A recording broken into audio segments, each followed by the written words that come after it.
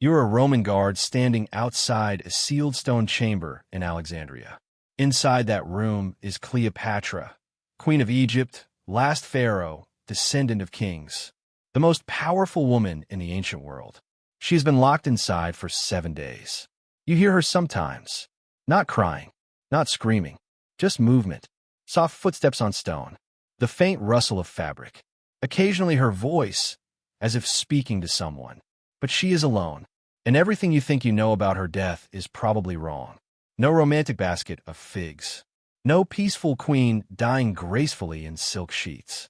What happened during Cleopatra's final days was not a tragic love story. It was a psychological war. August 1st, 30 BCE, Mark Antony is dying at the base of Cleopatra's tomb. He has fallen on his sword after being told she was dead. But she isn't. She has sealed herself inside the stone monument she built for her own burial. When Antony is lifted up to her through a narrow opening, he bleeds out in her arms. Hours later, Octavian's soldiers arrive. Cleopatra tries to stab herself. They stop her, because Octavian does not want her dead. He wants her alive. Alive to parade through Rome in chains. Alive as proof that he defeated the East. Alive so he can turn a civil war into a foreign victory. So he locks her in a guarded chamber. No weapons, no sharp objects, no privacy. And then the real destruction begins. For 10 days, Octavian applies pressure. He separates her from her children.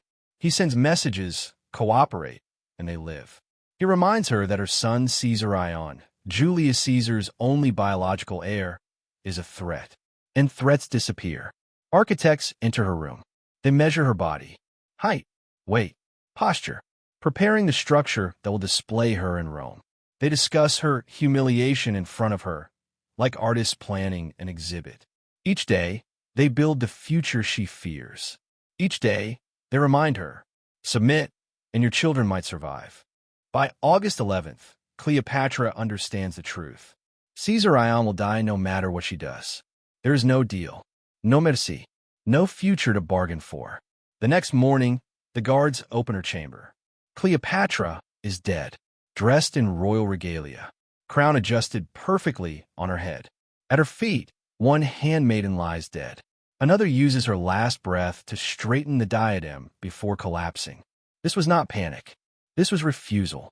Octavian cannot parade her living body, but he adapts. In Rome, he carries a statue of Cleopatra with a snake attached to her arm.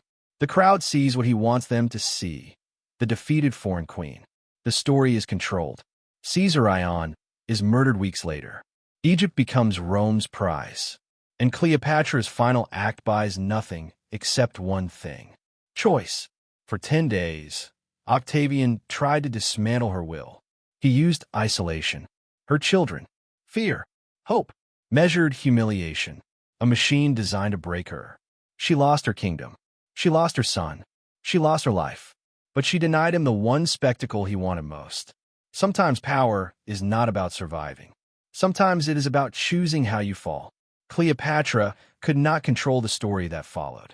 But in that sealed stone room, for one final moment, she controlled herself.